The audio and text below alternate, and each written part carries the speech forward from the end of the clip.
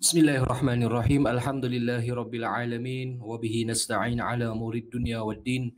Wassalatu wassalamu ala asyrafil anbiya'i wal mursalin sayyidina Muhammadin wa ala alihi wa sahbihi ajma'in.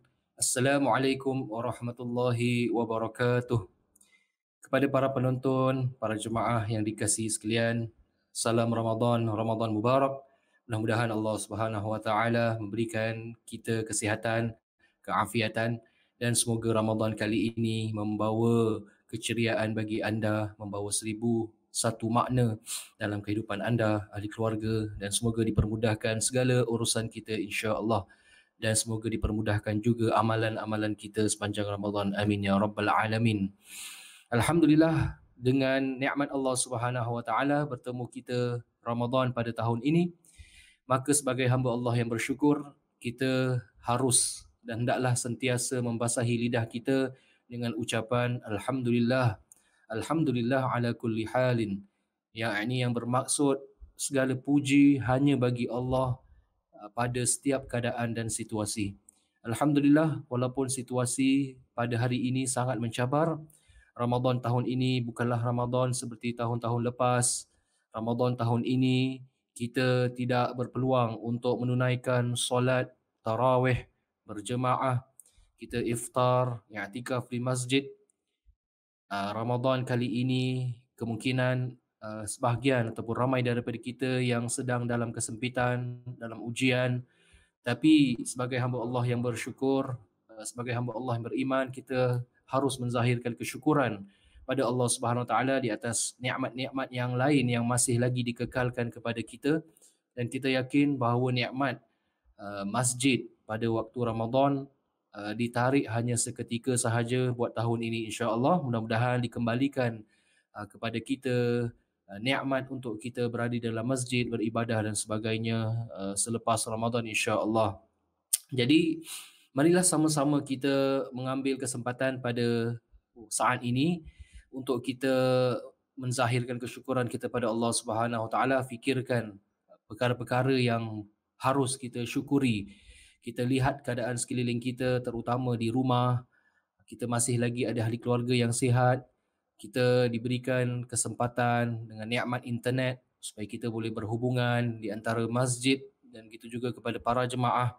Dan mudah-mudahan kita jadikan Ramadan kita ini yang terbaik daripada Ramadan-Ramadan yang sebelumnya, dan ini menjadi satu usaha untuk kita persembahkan kepada Allah Subhanahu Wa Taala.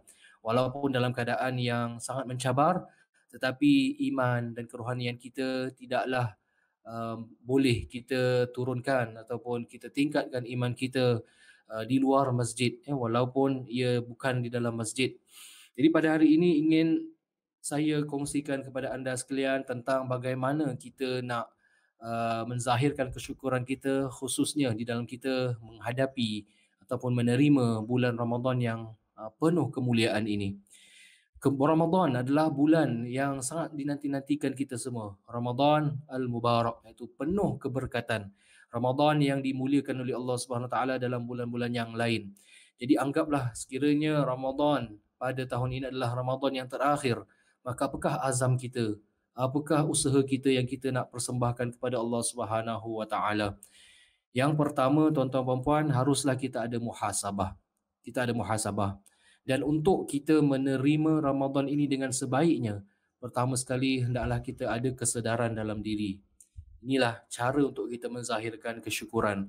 First sekali adalah untuk kita sedar bahawa Ramadan adalah satu anugerah yang terindah Allah Subhanahu Wa Taala berikan kepada hamba-hambanya.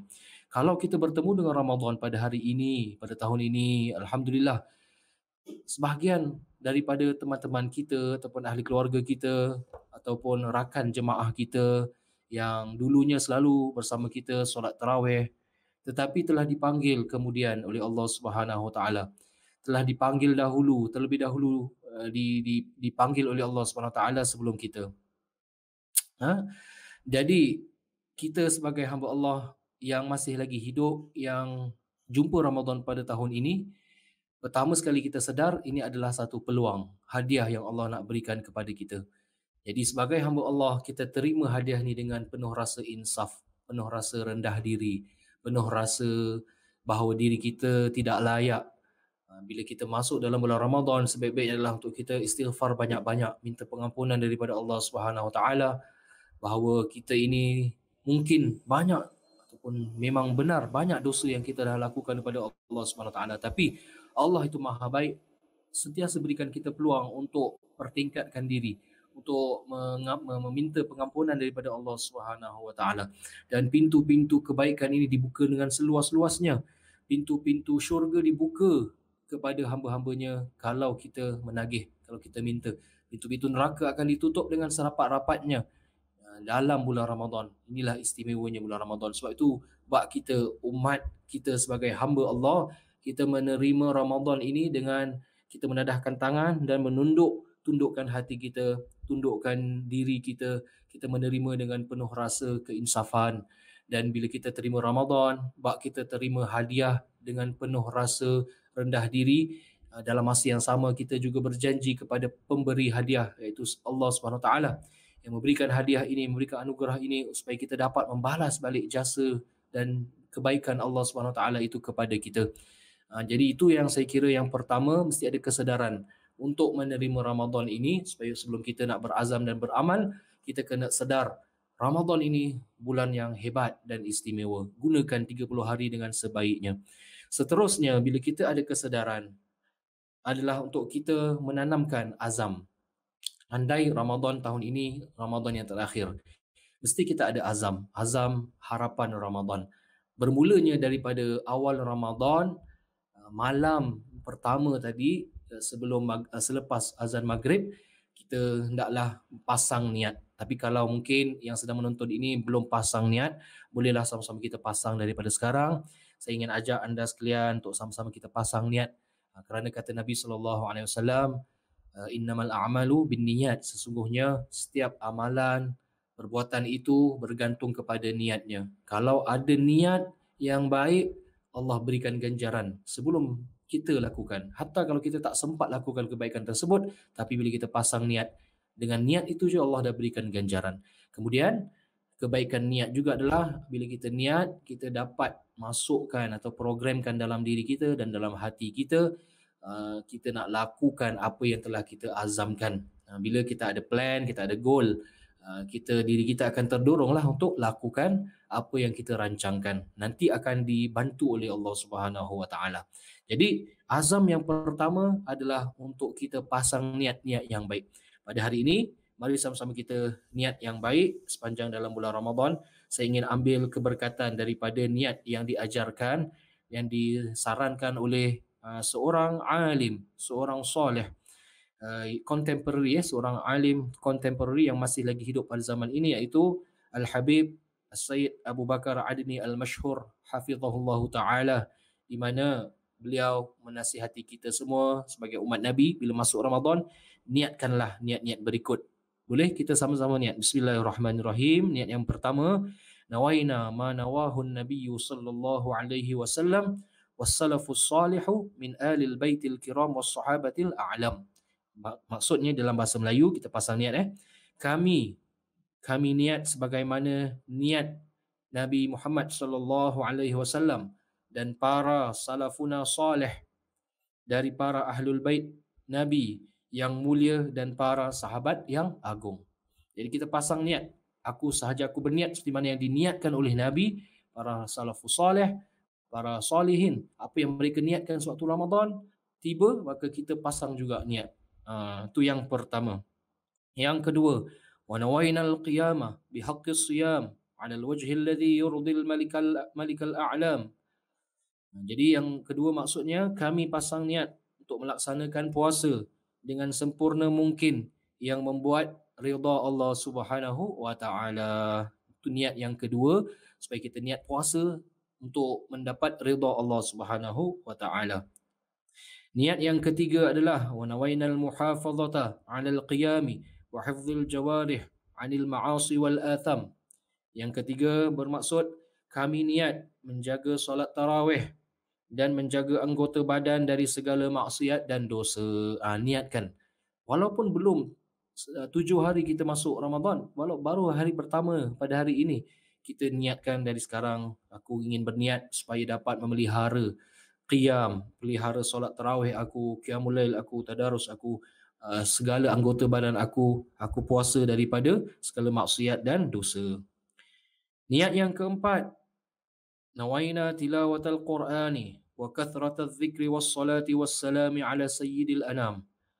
Kami berniat membaca Al-Quran, memperbanyak zikir dan salawat kepada Rasulullah sallallahu alaihi wasallam. Niat baca Al-Quran, niat berzikir dan niat banyakkan selawat ke atas Nabi Muhammad sallallahu alaihi wasallam.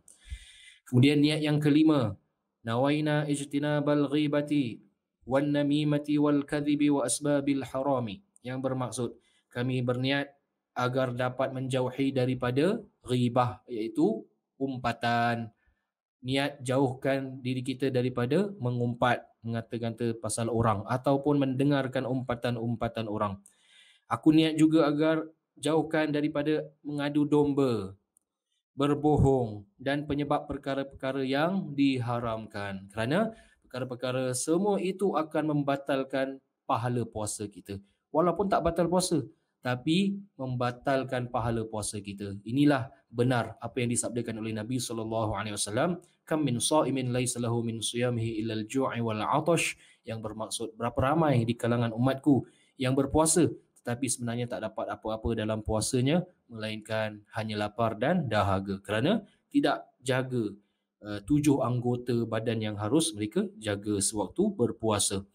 Kemudian niat yang keenam, nawaina kathratas sadaqati wa muwasatil aramili wal fuqara'i wal aitam, yang bermaksud kami niat banyak bersedekah dan menyantuni para janda, orang fakir serta anak yatim.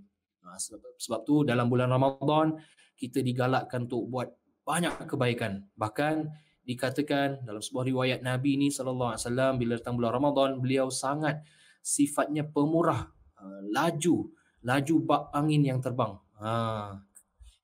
Berlajunya Rasulullah buat kebaikan, bak angin yang terbang. Contohnya kalau diminta ada sedekah ke apa, Rasulullah akan berikan. Kalau orang minta bantuan nasihat, Rasulullah akan berikan. Ini menunjukkan Rasulullah ni sifat pemurah dalam bulan Ramadan. Di luar Ramadan pun pemurah, tapi dalam bulan Ramadan di-upkan lagi, ya. Itu juga kita hendaklah upkan. Kita bantu orang-orang yang susah. Ada di kalangan kalau di sini diletak ibu tunggal lah, janda itu ibu tunggal yang ada anak-anak. Mungkin kita kenal jiran kita ke saudara kita, sahabat handai kita, kita berikan sedekah ataupun apa sahaja jenis bantuan yang diperlukan. Itu juga kita berikan bantuan kepada fakir miskin dan anak-anak yatim. Niat daripada sekarang, mudah-mudahan aku dipermudahkan untuk sedekah. Ya Allah, bantulah aku untuk aku dapatkan, kenalkan kepada aku orang-orang yang susah supaya aku beri bantuan secara direct. Cuma kita harus ikut undang-undang jugalah, undang-undang tengah circuit breaker ini, mana yang boleh, mana yang tak boleh kita lakukan. Mungkin yang boleh kita lakukan, kalau kita nak serahkan harta kita, sebahagian harta kita itu kita nak sedekah, kita bolehlah cari-cari mana badan-badan yang boleh membuat atau menguruskan khidmat tersebut dengan kita bank transfer ke, kita pay now ke dan sebagainya. Yang seterusnya ialah niat memasuki bulan suci Ramadan. Yang ke-8 adalah nawaina kulla niyatin salihah nawaha ibadullahis salihun fil ashril awair wal awasit wal awakhir wa lailatul qadri wa fi sairil layalil ayyam, yang bermaksud kami berniat dengan niat yang mulia seperti mana yang telah diniatkan hamba-hamba Allah yang soleh di 10 hari awal, pertengahan dan akhir, serta di malam Lailatul Qadar, juga di malam dan di siang bulan Ramadan. Jadi yang terakhir, niatkan supaya kita niat apa yang diniatkan oleh orang-orang soleh, khususnya pada 10 hari yang terawal, 10 hari pertengahan dan 10 hari yang terakhir. Tambahan daripada 8 apa yang dinyatakan atau disarankan oleh Al-Habib Abu Bakar Al-Adni Al-Mashhur, hafizahullah, kita boleh sahaja pasang niat, ya Allah, permudahkanlah aku untuk beramal dan berjumpa dengan bulan, dengan malam Lailatul Qadar. Sahaja aku ingin beramal di malam Lailatul Qadar. Supaya dengan niat tu menjadi doa dan Allah akan datangkan Lailatul Qadar kepada kita. Allah akan berikan taufik kesedaran kepada kita, itu adalah malam Lailatul Qadar. Jadi inilah 88 ataupun 9 niat yang boleh kita pasang sebagai azam kita. Ni baru soal niat. Kemudian yang kedua, azam yang kedua adalah untuk kita buat persediaan perancangan. Perancangan dari sudut di mana ibadah yang aku nak lakukan, apa jenis ibadah yang aku nak lakukan. Kalau tadi saya dah katakan tentang sedekah fakir miskin, ya, mungkin boleh cari melalui wadah-wadah online, badan-badan yang terdaftar yang menyediakan khidmat mengumpulkan dana kemudian diberikan kepada fakir miskin, ataupun anda boleh sumbangkan direct kepada masjid-masjid kita, contohnya Masjid Al-Muttaqin dan sebagainya. Kemudian seterusnya adalah perancangan kita di mana kita nak buat ibadah. Kita tahu masjid sekarang semua tengah tutup, bukan di Singapura saja tapi satu dunia. Bulan Ramadan ini kebanyakan masjid di dunia tak ada tarawih. Ada pun solat 5 waktu di Masjidil Haram kan. Tapi kalau di Singapura tutup masjid. Jadi di mana kita nak lakukan ibadah? Di rumah lah. Ini mungkin sahaja Allah Subhanahu Wa Taala nak memberitahu kita supaya kita jadikan rumah kita itu masjid, hidupkan kerohanian iman kita itu di dalam rumah. Apa yang kita dah pelajari melalui 11 bulan sebelumnya ni, 11 bulan sebelum masjid tutup, kita pergi ke kelas agama, kita pergi syarahan di Masjid Al-Muttaqin, kita masuk kelas adil ke, kita jumpa kawan, kita berkhidmat sebagai sukarelawan. Apa yang kita dah belajar melalui institusi masjid ini, maka Allah nak lihat kita supaya terjemahkan apa yang kita dah belajar, terjemahkannya ke dalam rumah. Kalau kita memang sifat bergotong royong, tolong masjid, suka jadi sukarelawan, sekarang ini masanya untuk terjemahkan sifat sukarelawanan kita ke dalam rumah. Bantulah orang rumah, bantulah anak-anak di dalam sekolah mereka. Kemudian di dalam rumah itu juga kita agungkan nama Allah Subhanahu Wa Taala. Seperti mana masjid fungsinya adalah untuk diagungkan nama-nama Allah Subhanahu Wa Taala. Fi buyutin adzinallahu an turfa'a fiha, kan, ismuhu. Jadi di dalam rumah-rumah Allah itu diizinkan Allah untuk diagungkan nama-nama Allah SWT. Bila masjid tutup sekejap, maka kita agungkanlah nama-nama Allah, kita agungkan sunnah Nabi SAW di dalam rumah. Undang malaikat-malaikat rahmah tu supaya datang ke dalam rumah kita dengan kita curahkan kasih sayang. Macam mana nak undang malaikat rahmah datang ke dalam rumah kita? Pertama sekali Nabi dah ajar, jangan jadikan rumah kita ibarat kuburan. Bacalah surah Al-Baqarah di dalamnya, kerana syaitan tidak akan masuk di dalam rumah yang ada bacaan surah Al-Baqarah tu sebagai salah satu contoh. Tapi ibadah-ibadah yang lain maksudnya pun maknanya malaikat akan datang dan akan lihat bagaimana orang-orang rumah ini menghidupkan rumah. Jadi Nabi juga katakan ibarat rumah yang ada zikrullah, ada ingati Allah, dengan rumah yang tak ada zikrullah ibarat hidup dan yang mati. Jadi yang menjadikan rumah itu orangnya, dan menjadikan rumah bukan rumah pun orangnya juga. Penduduk dan penetap, orang yang menetap di dalamnya itu yang mainkan peranan. Rumah hidup bukan maksudnya buka muzik kuat-kuat, buka TV kuat-kuat, kan, macam happening, tidak. Rumah yang hidup di sisi Allah Subhanahu Wa Taala adalah rumah yang penuh rahmah, penuh barakah. Di dalamnya malaikat sentiasa singgah. Malaikat di langit semua tahu, oh okay, ini rumah si pulan-si-pulan. Dia tahu di mana nak memberikan rahmah kepadanya.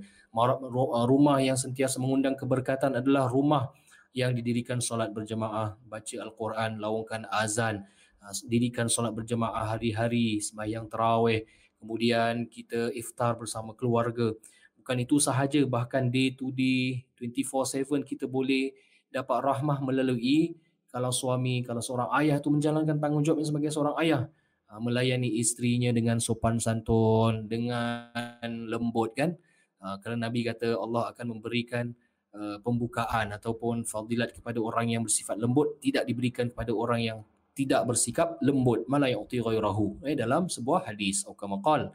Jadi selagi mana suami isteri mainkan peranan tanggungjawab dalam rumah, kemas rumah pun ibadah, kerana kebersihan sebahagian daripada iman.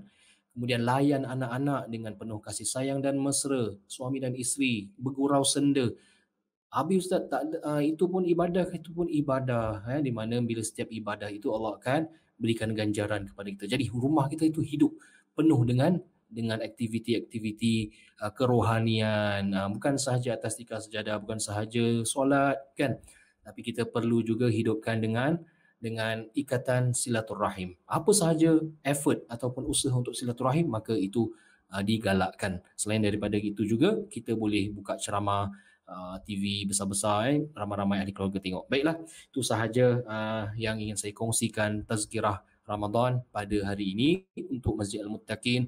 Mudah-mudahan azam dan juga niat yang saya kongsikan tadi dapat kita sama-sama amalkan, dan semoga Allah SWT permudahkan urusan kita dunia dan akhirat. Semoga Allah jauhkan kita daripada bala dan bencana. Semoga Allah angkatkan balik penyakit wabak COVID-19 dengan segera, dan semoga masjid-masjid kita kembali buka dan kita boleh mengimarahkannya, insya-Allah. Amin ya rabbal alamin. Yang baik datang daripada Allah, kekurangan datang daripada diri saya sendiri selaku hamba Allah yang lemah. Doakan saya dan ahli keluarga, semoga Allah pertemukan kita pada masa hadapan. Aku qauli hadza wa astaghfirullahal azim li wa lakum. Wassalamualaikum warahmatullahi wabarakatuh.